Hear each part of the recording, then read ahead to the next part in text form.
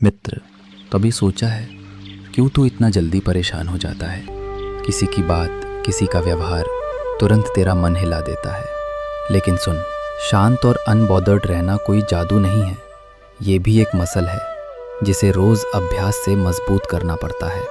जैसे योद्धा रोज़ युद्ध कला सीखता है, वैसे ही आत्मा को रोज़ धैर्य और शांति का अभ्यास करना पड़ता है। पहला रहस्य, पॉज। जब कोई तुझे चोट पहुंचाए, कुछ कह दे या मन को भड़काए, बस रुक जा, एक गहरी सांस ले। ये पॉज तेरा असली शस्त्र है। याद रख, क्षण भर का विराम तेरे क्रोध को नष्ट कर सकता है। वो विराम तुझे विकल्प देता है। या तो तू प्रतिक्रिया देगा और जल जाएगा, या फिर तू मुस्कुराएगा और मुक्त हो जाएगा। दूसरा रहस्य, रिफ्रेम। जब कोई कठोर बोले तो मत सोच कि वो तुझसे घृणा करता है। सोच, वो अपने दुख से जूझ रहा है। जब कोई तुझे नज़रअंदाज करे तो मत मान कि तू बेकार है।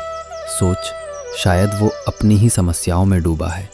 याद रख, कहानी वही है, पर नज़रिया बदलते ही तेरी पीड़ा भी बदल जाएगी। तीसरा रहस्य, ग्रैटिट्यूड। क्रोध स्कैर्सिटी से जन्म लेता है।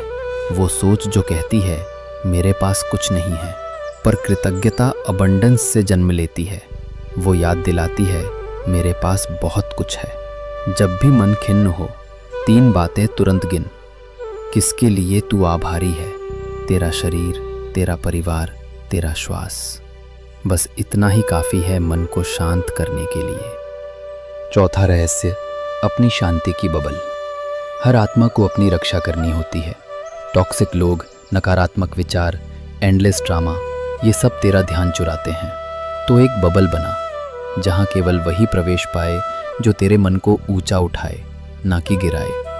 5वां रहस्य, हास्य और हल्कापन। मित्र, हर समस्या उतनी भारी नहीं होती जितनी तू मान लेता है। कभी कभी ज़रा हंस लेना ही काफ़ी है।